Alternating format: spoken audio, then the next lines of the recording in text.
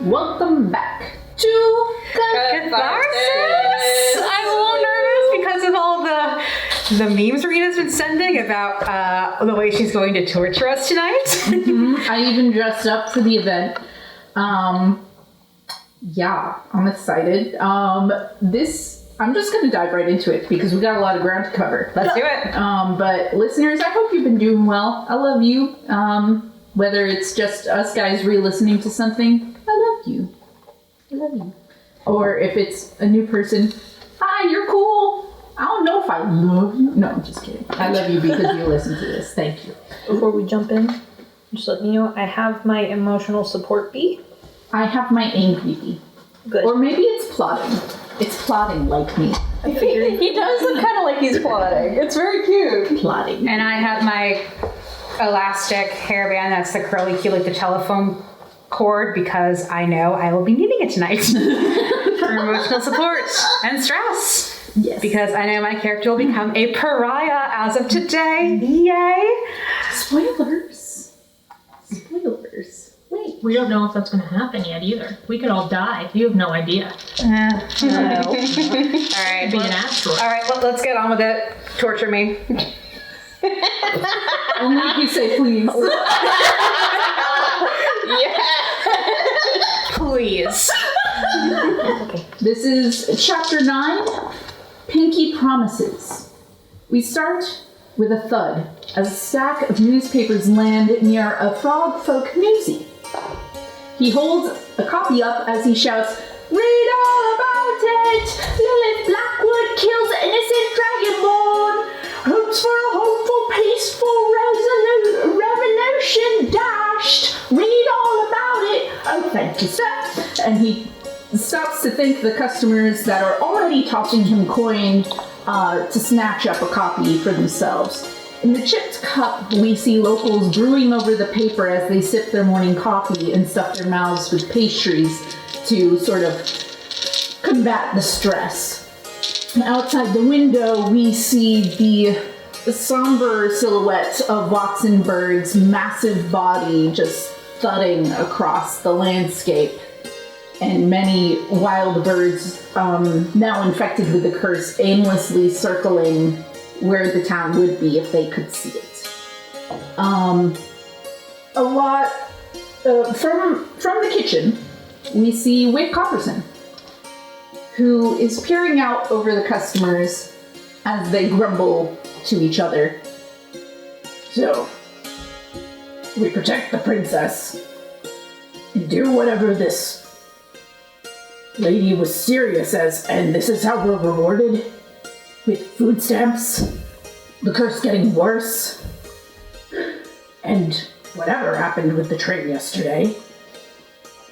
I think I have to move. I think I have to move my family. And the woman across the way goes, "We've been here for years. We won't leave now. But what if it gets to a point where we can't leave? Wait, that's not going to happen. You don't know that. I say we take the teleportation in the theater to Cerulean Falls, Dragon's Hearth, I don't give a fuck where. Just gotta get out of here. Take the grandkids. The grand frogs, if you will. Get out of here." Well, I don't... And she starts to get sad. I don't think I could ever leave my home. I can't leave my parents. And with that, Wick shuts the serving door, his brain sort of buzzing. Maggie comes into the back and says, "Hey, I know today's been kind of hard for you. If you wanna go home, I can take over." I think I'd appreciate that, thank you. I'm sorry, Maggie. It's okay, Wick. Hey, bud, just take care of yourself, okay? Will do. Maybe I'll, check on first. And with that, he flips off his apron with this sort of To other people it would seem like a flourish because he's done it so many times, but it's really not. He's not trying to be fancy, he's just angry. He puts on his newsboy cap and a big coat to sort of hide his identity as best he can as he goes out into the streets. People are already forming a line to the Great Oak Theater to get out of town. Other people are bitching to each other about the newspaper. Shouts are starting. Like, this has to be fake! Lilith wouldn't do this! And somebody else goes, of course she would! Did you really trust her to begin with? And it's just sad. Rick makes his way to the forge and knocks. Burst. You didn't come home last night. I know you're in there. Burst.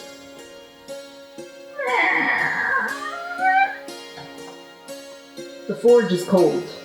The room is dark. But he sees in the corner a little makeshift bed. Wick walks over. Listen, Matt, I know things are crazy right now, but we have to stick together for Donnie. You know. There's no response from the boy curled up in bed. I know I'm depressed too, and he sits at the corner of the bed. And that he stops and tilts his head just so. Oh, he's sleeping. Thank the gods. Burst, wake up. Burst. And we're gonna cut away. Chugga chugga chugga chugga chugga chugga chugga chugga chugga chugga chugga chugga chugga. We are on a train in the dream world. Oh, I was gonna say. Chugga chugga chugga. Tickets, please. A little spider train conductor made of yarn is collecting tickets from dreamers, but the seats are becoming more and more empty. And he sort of looks disappointed that there's less and less people here. And finally he comes across to a cart. Tickets, please. Oh, it's you, sir. Never mind. And he closes the door, and we pan over to see the Sandman. He waits patiently as glitter and magic starts to concentrate itself to summon a dreamer, as it usually does. It glows with a blue brilliance with some butterfly motif to summon Lilith, who is still sort of asleep. He waits patiently for her to wake up on her own.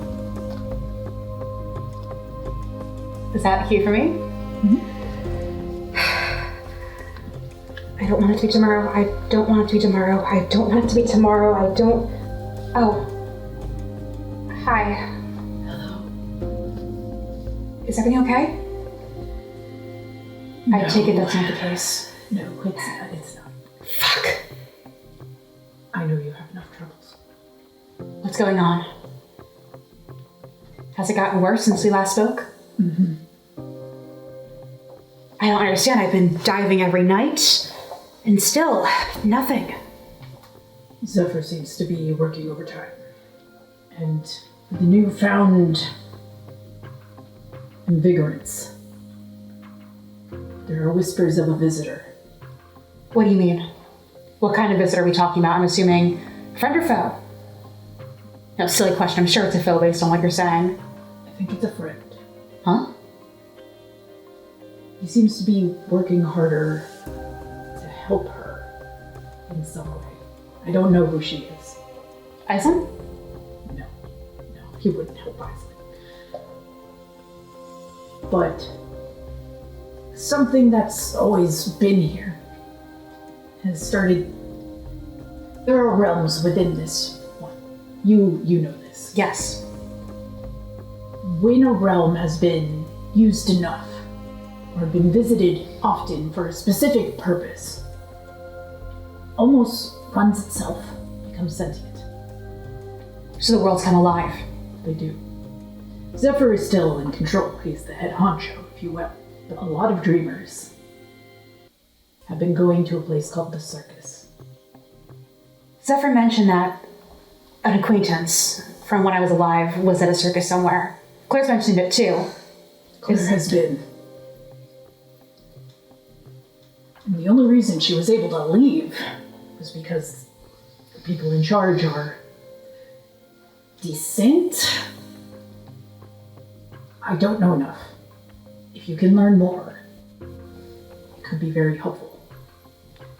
How exactly can I go about learning more? I take it that this is probably something that you can't find in a normal library or anything, right? No library in your world would have such books. Figures. This always has to be challenging, doesn't it? Yes. But, I'm sure you can think about it before you go to bed. Take me to the circus, blah, blah, blah, blah, blah, blah, blah. And you'll find yourself there. Will I be able to escape?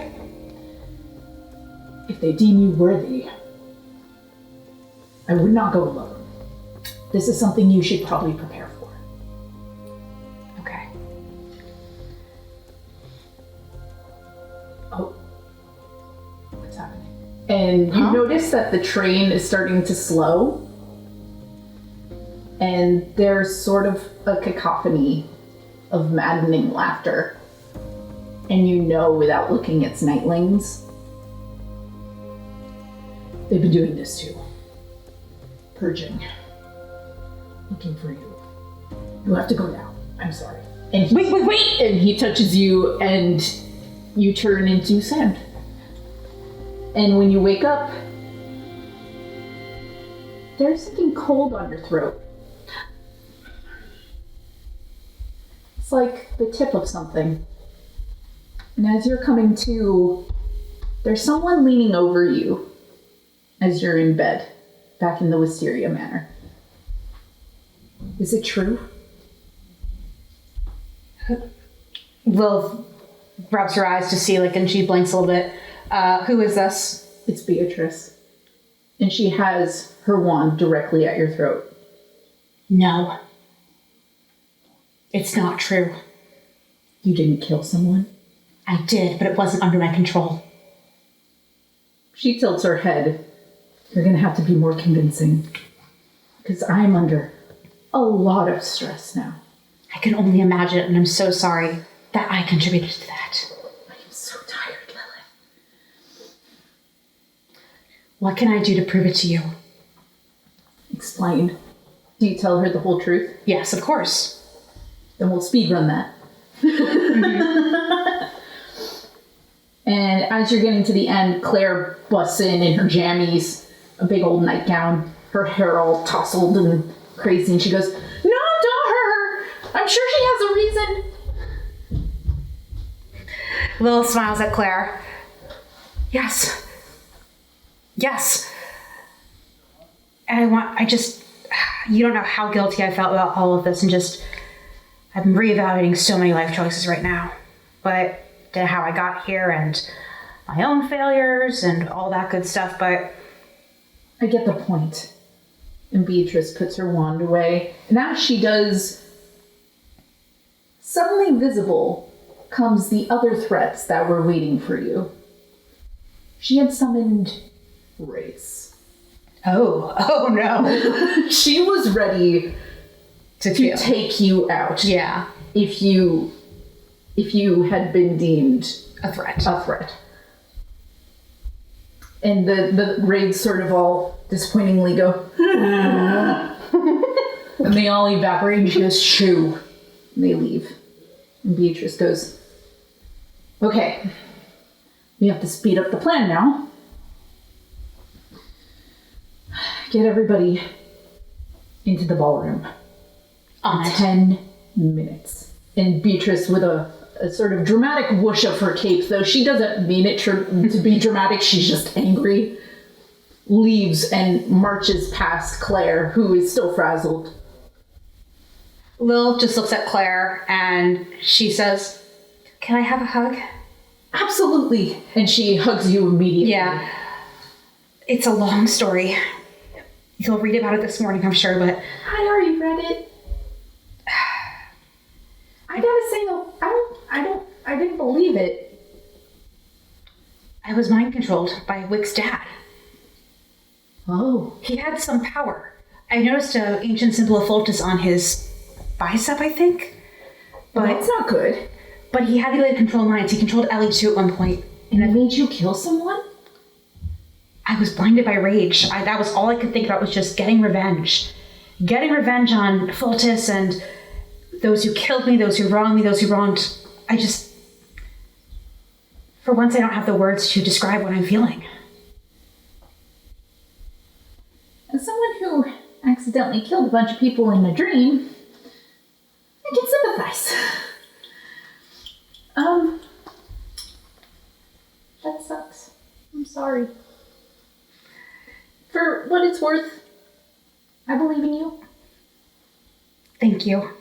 But Beatrice is right, we now really got a crunch to get you guys on the next train. Absolutely. Let's go. You might not like the plan though. And with that, Claire leaves. Okay. We're going to skip to everybody being in the ballroom. You guys are in your jammies, probably. The staff is there. Abriel is there, and she looks very pale. But she's dressed and drinking lots of tea. Authority seems to be watching over her. Archive is there looking rather nervous and looking at, what is your... Anthonium? Anthonium. He's looking at Anthonium, who he knows to be Ellie. Sort of nervously, like there's something he wants to tell her, but he's gonna see if Beatrice is gonna say it instead. Can I read his mind? He says, "Oh God, hope she doesn't hate what's about to happen." And Ellie's just gonna, I'm just gonna describe it for audio, but, point to herself and be like, "Me?" Beatrice comes into the room. "Thank you all for meeting me. It has come to my attention that Lilith was possessed and took a life. It has now also come to the attention of all of Catharsis. There are a lot of people who don't trust you. I know it's true. I know now. And I'm sorry for doubting you, but it just keeps getting rough. And I'm tired." And Claire just puts a hand on Beatrice's shoulder and Beatrice shrugs it away. That being said, you guys have to go incognito to Lavender Fields. This was already going to be the plan, but now it's going to be a little more extreme.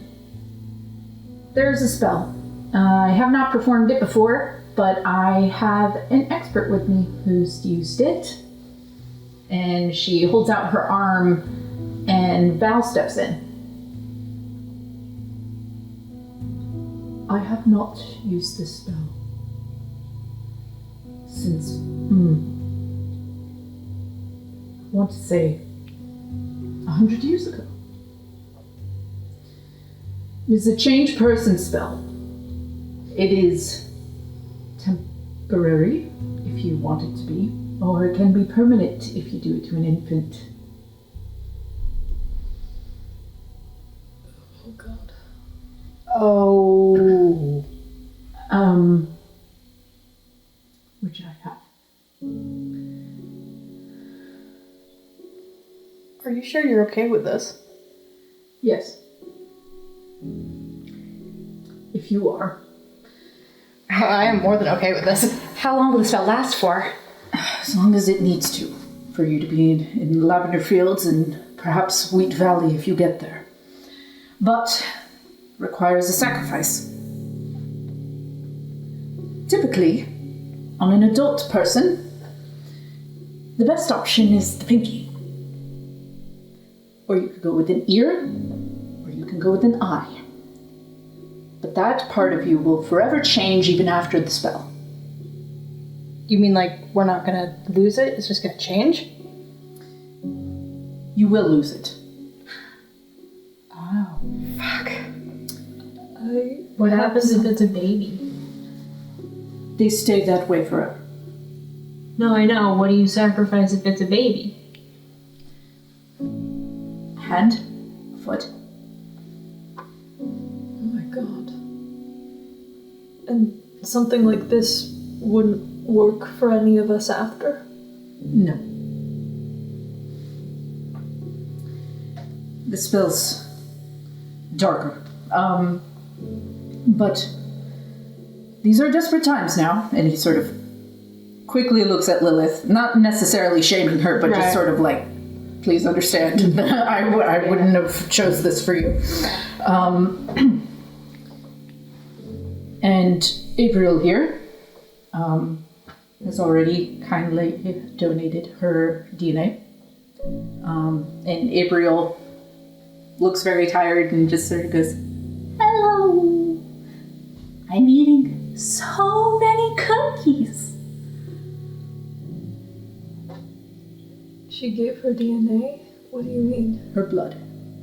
Oh, you eat those cookies, April. Yeah, for the cause. Wait, we can just give you our blood? Yes, and then I fill it into a casing that will serve as your new permanent body part. Oh, so it's not like we can just give blood and that's that. No. You have to choose whether we take your pinky, an ear, or an eye. You can do more, but I don't see why you would want to. Can I use this? And Ellie holds up her tree arm. I don't know. I feel like the gods would hate me for that one, and they already don't like me. Okay, well, here. All right. Right now, Sure. it's going to hurt. Can't you use like an anesthetic? He casts Were you sleep. Were on you not going to do? You're not going to do that. And Authority walks over and hands the Scissors? Good lord. the Sleepy. shears, like garden shears. Sleepy Ellie's over here like, yes, help. Just fucking pulls it out of her bag because she knows she's got one. Beatrice goes put her in the circle. And they drag There's a Ellie over to a ritual circle that they kept under a rug. They put her in the middle of the circle. There goes the pinky. Bye. Zoe, do you want to pull the stop card? That was in character. Okay, cool. Paeris, like, turns away and, like, hides their whole face. Like, they don't want to see that. Beatrice sticks the new pinky on and starts chanting magic jargon. Val joins him. And, you know. What is it? Azareth? Yeah. That feels in character.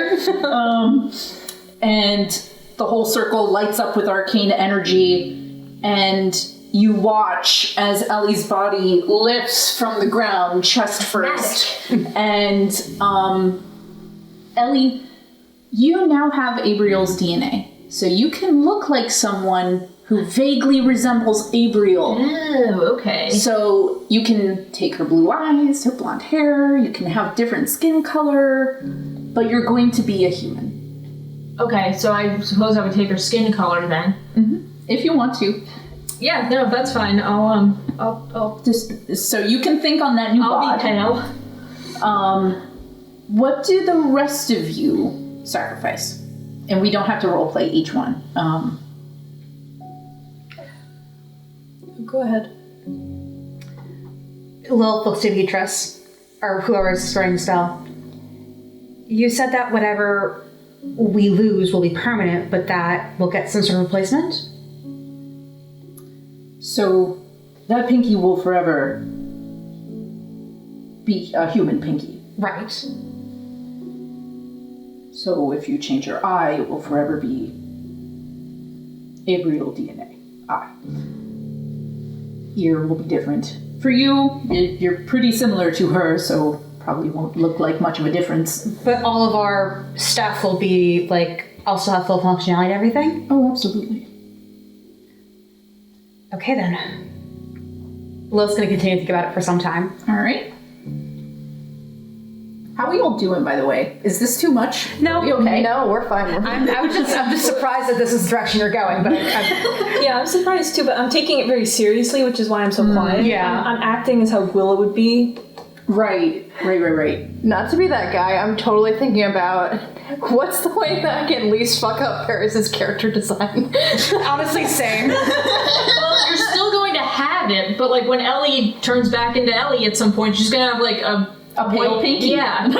So it's not like It's you're nothing not getting crazy. that fucked. Like You can pick a different finger. I do have a question. this one. In Gwilla's case, she would probably not get a replacement, but she'd be willing to do it. Can she cut off half of one of her horns?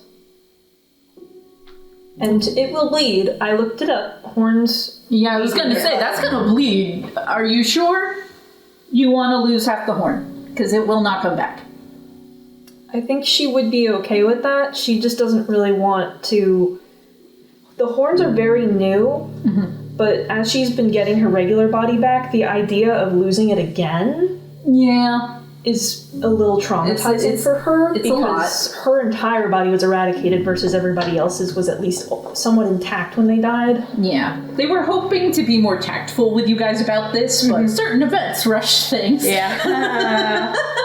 But yeah, she figures, I'll do this, it's gonna hurt like fucking hell, because when you cut a horn off, if there's like a type of nerve in it, Right. Yeah. it's a little ridiculous. But yeah, Val takes you aside, and he goes, I will make it as painless as possible. I'm so sorry, my darling. before you do it, Put her to she's sleep. gonna take her He's gonna. blindfold out, and she's like, eyes clouded for this one, right? Eyes clouded. Her voice is gonna quiver. And he kisses her on the forehead, casting the sleep spell. He takes the shears. He looks too shaky, and Authority puts his hand over Val's, and they snip together. You can think about what your appearance will look like. Who's next? Are you still thinking? Yeah. Okay. I'm gonna pull a Van Gogh and take an ear. Woo! I knew you would. Give it to Kay. Good night, my friend. I'm sorry. See you soon. See you soon. Yes. And Val taps you on the forehead. And Choppy choppy. new ear. How about you? Lilith is going to look around at everyone, and if you thought she looked remorseful when she found out that that she killed someone, that is nothing compared to the expression on her face now as she sees all of you sacrificing your bodies because of a mistake that she made. Are we all conscious now, or are we still unconscious? Y'all are still out. Okay. Yeah. Y'all are out. I don't know how to come back from this. From that. It's my fault. I shouldn't have been so reckless. Authority takes your hand. You will learn. It's okay. This will drive you. Take all this energy, this negative energy, and use it to fight for those you love. Fight for them. Okay. Don't let your guilt swallow you. Let it drive you. Take my finger. Take her pinky. This hand specifically, and she It's the hand with the Lilith Blackwood, the magic ankle monitor. Yep. And very purposely so. Take it. You're put to sleep. Who wants to do a magical girl transformation first? Hey. Then we'll do Paeris. Did you want to go first? I didn't see you raise your hand. It was very subtle. I was Very being- subtle hand raising. Go for it. All right. Tell us what you're gonna look like for this next arc, and what is your new first name? So, is this like a role play situation, or am I just describing it to you? Describe it for me and the audience. Okay, what so, you're going to look like. I suppose Ellie will look probably similar, I guess. But I think maybe like short hair. Ooh, And cute. What color? Probably I was gonna say probably like white blonde. So like not white, but like White blonde. towhead white blonde. Like platinum blonde? Yeah. I mean, she still has her glasses. Everything else is essentially the same, I think. Like, same build, same, you know. Just human and blonde. Yes, and maybe... Blue eyes now? Yeah. Well, whatever Abriel, like, looks like some sort of relation. Yeah. You don't have to choose, like, blonde hair, blue eyes, just letting people know. It makes sense for Ellie anyway, because she is, like, a son-averse to begin with. So, I feel like she would probably retain some of that. Yeah. So, that's how you look now. And what is your new character incognito name? So I'm just gonna play this out because I think it's funny. Go. So Ellie's You're the first gonna one be awake. Okay. And Abriel's standing over you very expectantly. Hear me out. Uh-huh. I'm gonna use the name Elora, Okay. but keep being called Ellie. That's so funny. I love it. Yes. Nobody will ever guess because that's so stupid. You are Ellie Bluebell now. You're my fake cousin. Yay! You're all my fake cousins. We can be sisters if you want. Just tell me so I don't mess up. Whatever you want. Whatever is. I've never had family since. This is just really cool. Okay. I'm so excited. Also, she's gonna whip around a Val and be like, were you not gonna put me to sleep first? I was. Are you sure? Yes. Garden shears? Garden shears. You didn't see those. You were asleep. Somebody's just hiding. I know we're like, are you like, That's canon. garden shears? And Belle just looks at him like, I'm not a doctor, I'm a wizard. You could have asked. She's gonna throw a scalpel at him. Next is Paeris turned. I want to say Paeris's was the most painful because Paeris had to turn into a human. Bone structure rewritten. Paeris like, joke's on you, I'm into that shit. Watch that be my character voice now. shrinky dink you.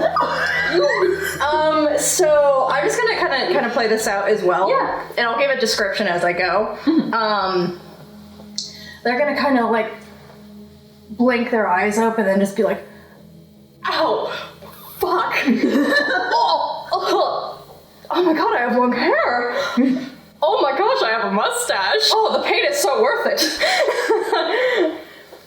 And so they've transformed into a human version of themselves, but with like this really cute, like almost like I picture it like this cute mustache. It's like very ginger, and like shoulder length hair that's like kind of has like bits of like yellow blonde in it. And it's like it's pretty. It's like on the redder side. It's like orange creamsicle. I love this. And they have it like kind of like half tied up, and they actually I think would have just a little bit of similarity to Val, Yep, I like it. I see it. but like Paeris' version. Yeah, the Paeris remix. The Paeris skin. Paeris is like, my hair is so soft. I love it. now. No, like, oh, everything. It all hurts. Your legs are gonna hurt the most. Also, why do you look like me? Because I felt like it. Is it making you uncomfortable? No, you're using my voice. and they kind of just like transform back into their own voice. They're just like, hey. Kay's in the doorway like, hey, so how did it Don't look. Don't look. I'm sorry. This is a really good disguise. You look great, babe. I'm so supportive. It's not permanent. I love you. Oh, you're such a man. It's gross. I know, isn't it awful? I need it. Oh no, not the voice. Oh, I'm so sorry, babe. It's okay, guys. Don't worry. You were going to say something, Mary Jo? It's okay, go ahead. Anyway. I was just gonna say, it would be really cute and kind of funny if Paeris' legs were so sore that they needed to sit down for a little while and had a wheelie chair, and Kay was giving them some help. Yeah, so like they're definitely kind of like trying to like push themselves up. They're like, No, stop. Sit. Sit. I'm sorry. You have to touch me now. You crotchety old man. Can you help me out? You crotchety old man. Beatrice had a feeling this would happen to you, and she takes out a wheelchair and puts you in it very gingerly. Okay. Oh, careful now. Thank you. You're welcome. This is really nice. I know. I love you. I love you too. You don't have to look at me. Listen. The mustache is really cute. You like it? I do. I think if you had it in your normal self, it would be cute. But, you're just so mad. She gets a blanket for you and drapes it over you. Here you go. And, I still have all my bits. Babe, I wasn't concerned. It's just...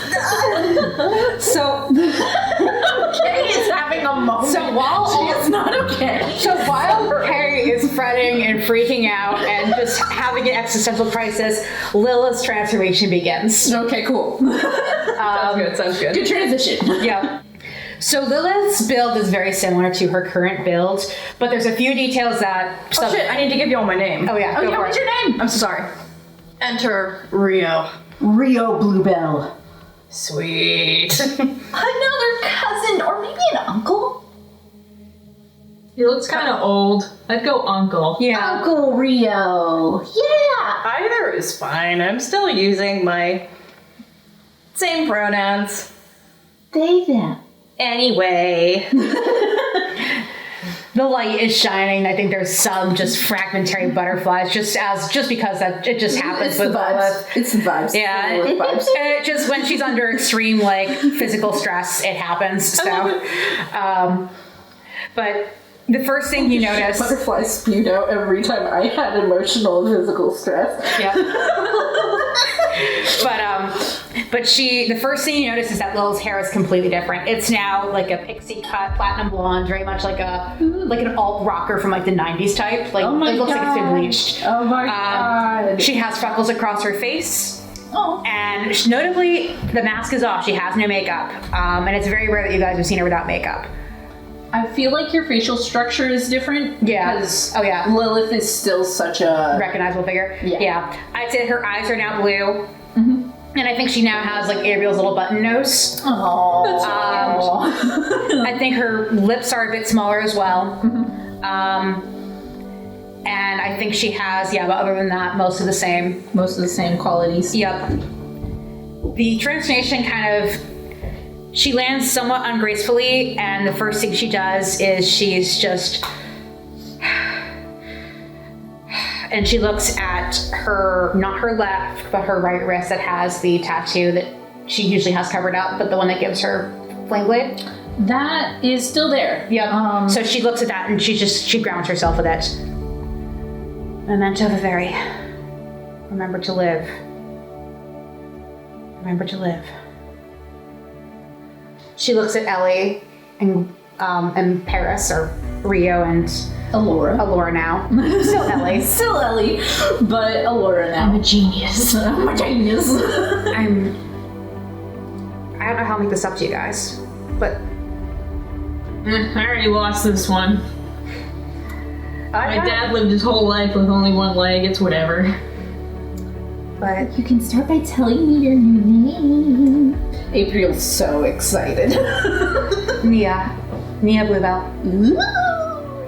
Nia, Rio, Allura.